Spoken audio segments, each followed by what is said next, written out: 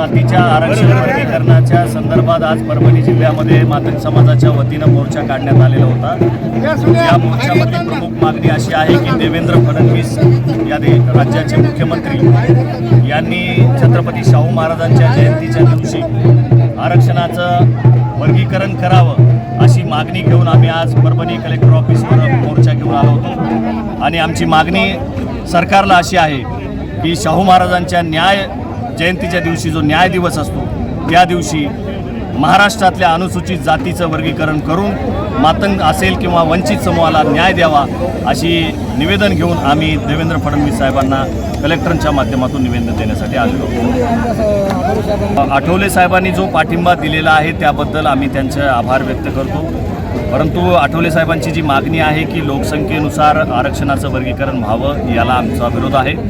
आरक्षणाचं वर्गीकरण हे मागास प्रवर्ग माध्यमातून व्हावं, म्हणजे मागास जमाती आहेत त्यांना न्याय मिळण्यासाठी व्हावं, लोकसंख्येच्या प्रमाणामध्ये आरक्षणाचं वर्गीकरण होऊ नये या मताचे आम्ही आहोत। इस्लाम साहेबांची मागणी या आरक्षणाला समर्थनार्थच आहे वर्गीकरणाला, परंतु जर लोकसंख्येनुसार द्यायचं ठरलं तर त्याच्यामध्ये सुद्धा हा वंचित समूहाला न्याय मिळणार नाही। ज्या अनुसूचित जातीमधल्या मागास जमाती आहेत ज्यांना आजपर्यंत आरक्षणाचा लाभ त्यांच्यापर्यंत पोहोचलेला नाही त्यांना मागास बघून त्यांचं सर्वेक्षण करून त्यांना त्या पद्धतीनं आरक्षणाचा वर्गीकरणामध्ये न्याय द्यावा अशी आमची मागणी आहे। तर बौद्ध बांधवांच्या वतीनं आनंदराज आंबेडकर साहेबाच्या वतीनं परभणीमध्ये मोर्चा निघणार आहे, आरक्षण वर्गीकरणाच्या विरोधामध्ये मोर्चा निघणार आहे। ती म्हणजे ती जी मागणी करत आहे ती त्यांच्या पद्धतीनं सरकारशी लढत आहेत, मातंग समाज आपल्या पद्धतीनं सरकारशी लढत आहेत। सरकारशी आपण भांडलं पाहिजे परंतु आपसामध्ये आपण भांडू नये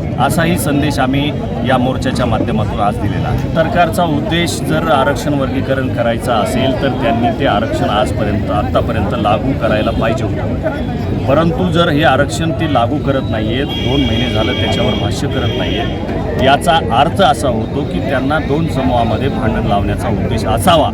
त्यांना अपेक्षित असणारी भांडण अजून महाराष्ट्रामध्ये 2 समाजामध्ये झाली दिसत नसावीत म्हणून ते आरक्षण वर्गीकरण लागू करत नसावे असा आमचा फडणवीस साहेब आणि सरकारवर आरोप आहे की तुम्ही अशा पद्धतीने आमचे रक्त बघण्याची जर तुम्ही वाट पाहत असाल तर याचा आम्ही निषेध करतो। तुम्ही जर खरंच न्यायप्रिय असाल तर तुम्ही आरक्षण वर्गीकरण तात्काळ लागू केलं पाहिजे, लागू झाल्याच्या नंतर कुठलाही वाद होणार नाही अशी आम्हाला खात्री आहे।